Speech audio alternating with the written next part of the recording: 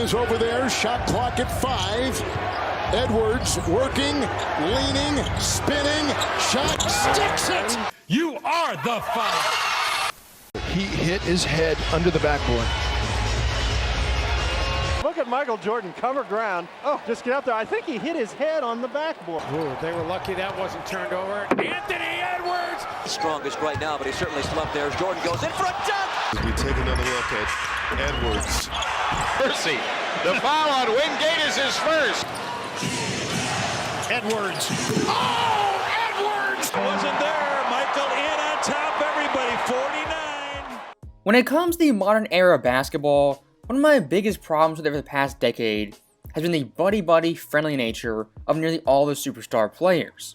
And in a way, the NBA in the 2010s, the early 2020s, it's become very sanitized and downright watered down.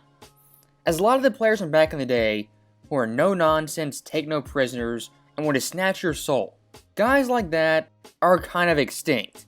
Except for one dude, that being Anthony Edwards. 39-22 advantage on the glass for the Wolves. Edwards. Cash! I just want to kill everything in front of me, man. That's the main thing. Pretty much. That's all it is to it. And look, we've seen the comparisons Edwards to Jordan, Edwards to Kobe, the high-flying dunks, the mid-range game, the elite footwork. We've seen all that. But the reason Edwards is getting those comparisons, I say personally, isn't due to playstyle, but overall mentality. As like I said in the intro, the NBA for so long was buddy-buddy, guys teaming up, forming super teams. Then someone like Edwards comes along with an old-school mentality, a killer mentality, and he stands out like a sore thumb.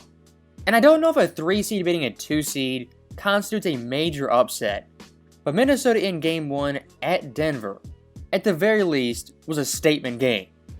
As looking at the Nuggets their past 25 playoff games leading up to this game, a 20-5 record, 13-1 at home, with a plus 124 differential.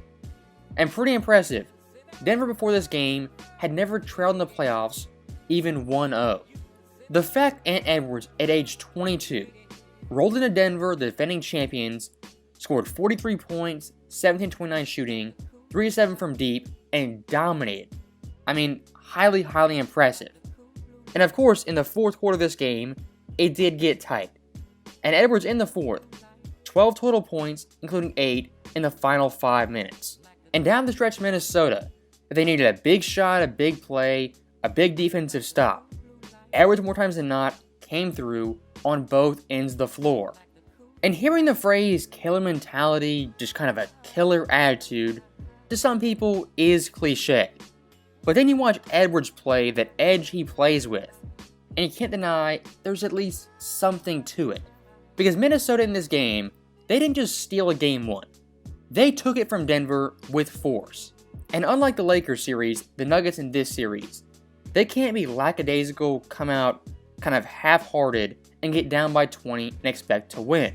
This Minnesota team, they have belief, they have heart, and most importantly, they have Anthony Edwards, who is a straight killer. And again, for 1 second, comparing the Lakers versus the Nuggets, Minnesota versus Denver the past 2 years has a 6-8 record. The Lakers, 2-13. Now ask yourself, why does Minnesota, who doesn't get much press, much prestige, have a better record than the Lakers versus Denver? I think it's pretty simple. Minnesota's superstar plays both ends of the floor, and in the fourth quarter clutch time moments actually shows up. Look at Edwards, LeBron James, Anthony Davis, and their clutch time numbers versus Denver in the past 2 postseasons.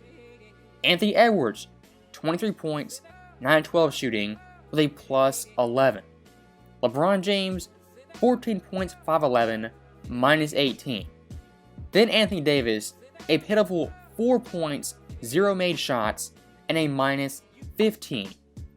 If you're still wondering why Minnesota has success versus Denver and the Lakers don't, this right here is clear-cut proof of why they do. Edwards, a great fourth quarter player. LeBron and Davis, kind of hit or miss.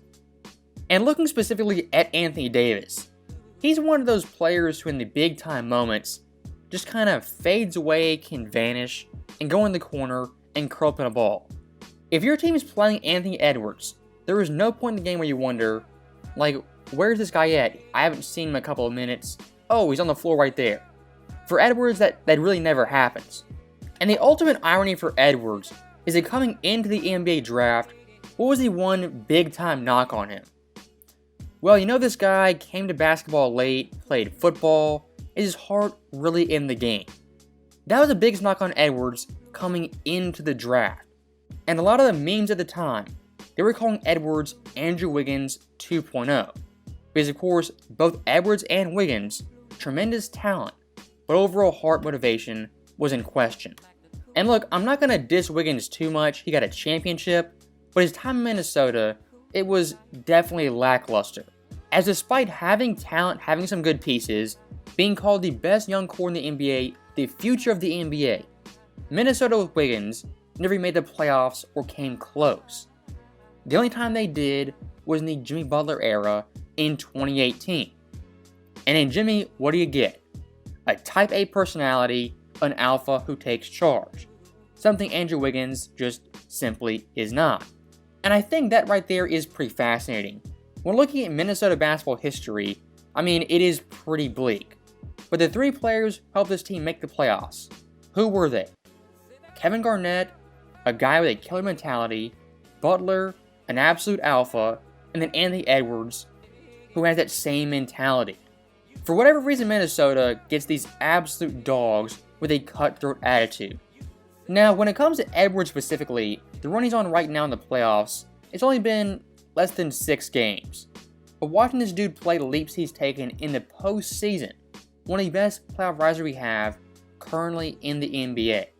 And when it's all said and done, will he be a top 10 player, top 5 player?